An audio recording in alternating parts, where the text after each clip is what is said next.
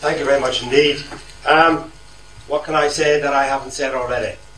My competitor, although in truth there is absolutely no competition, about halfway through quoted a definition of local history which I produced a number of years ago, and that was that local history is the study of people in a particular place over time. And that definition was produced for a very particular reason at the time. I think I wouldn't change my mind about it now, but I changed one word in the definition. And I changed the word study to the word story. So that local history should be the story of people in a particular place over time. And the reason I changed the word study to the word story is really quite simple. And that is that when you think about local history, we tend to be overwhelmed almost by the amount of information which is out there. Let me try to set one hair to rest. That is, there are no lack of sources for local history. It's a myth that was all destroyed in 1922. Within this building, you can trace the history of every townland in this province, without exception, from 1901 backwards to the 1830s, using a series of records, the tenement valuation, the townland valuation, the cancellation books, the 1901 census, and tying them to parish records. No other country in Western Europe can do that. So that there is a vast range of official, never mind unofficial, of official records for the 19th century and earlier, which allow for the reconstruction of local societies. That means that, of course, that there is as much of a problem in dealing with this situation as there is an advantage. The problem, of course, is quite simple, and that is there is too much information. That we come into a record office and you leave with your folders and your heads bulging. And the problem is, what can I make any sense of this material at all? There are now, in a way that there weren't 15 years ago, exceptionally good guides to sources. And now there are no excuses for not knowing what the sources for local studies are, where they are to be found. The difficulty is to turn the study, that is, turning the raw material which you gather in an archive, into a story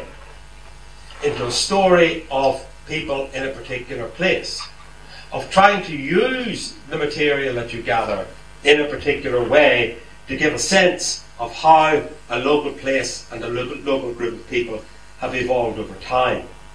Now, this is the hard part of local history.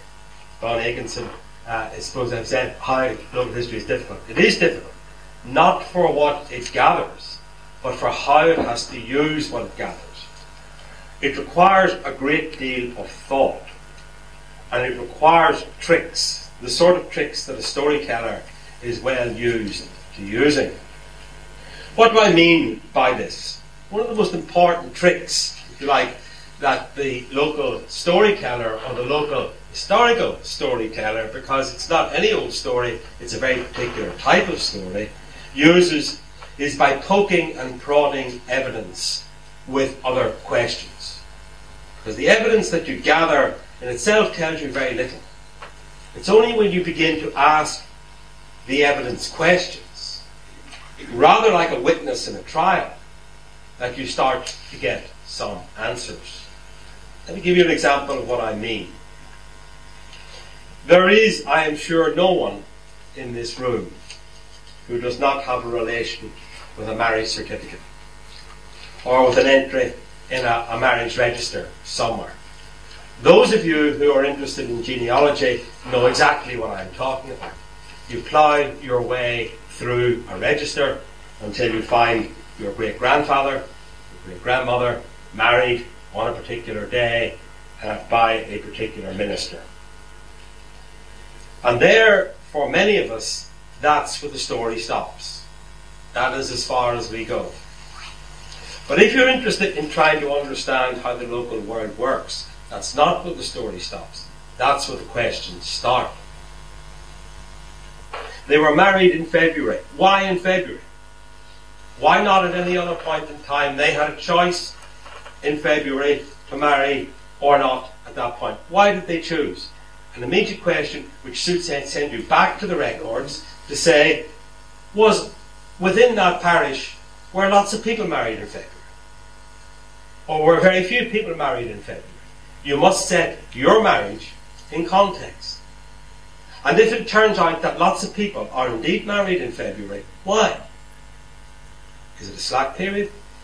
When the harvest isn't going on? When people can enjoy themselves? If it's in 18th century Belfast, for example, most marriages occur at the times when shipping was light, coming in and out of the port was lightest, so therefore people could enjoy themselves. Is the structure of a marriage created by the economic world around it? Why in February? When did they meet? Is it anything to do with the fair the previous September? I jest not, because I'm talking about a real case here. I haven't named it yet, but this is a real case. They met at the fair the following previous September. The match was made, and it carried through into November. It was on a Thursday. Why on a Thursday? Was everybody else in the parish married on a Thursday? And if a lot of them were, why? Was there a local custom? In the case that I'm thinking about, which is in fact the most common case, almost the entire parish was always married on a Thursday, because the hauling home happened on a Friday. And the hauling home was where the woman was taken to her husband's family's house with all her goods. There was a social custom, and that custom said a lot about relationships within the local community. So you start with one episode, one entry in a marriage register, which in itself could be the end of the story. But if we think about it not as genealogists, but as people who want to unpick, who want to tell a story about people in a local place, that one document, that one entry in the marriage register becomes a starting point, a point where you can go in all sorts of directions by putting the evidence in context, by asking why this was organised in this way, by trying to think about what were the relationships involved and why were they involved in this way.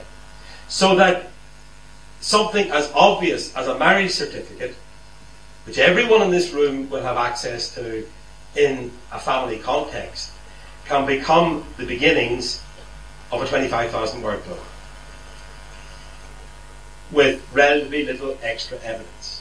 But it's about how the story is told. It's about the story that we choose to tell about people in a particular place, in a particular time. And that's what it seems to me lies at the heart of doing good local history, is taking the evidence, of which there is a great deal more about than we might think, and by trying to turn it from the evidence into a story that engages with us, so that we understand our world better than we did when we started on our own local history. Thanks very much.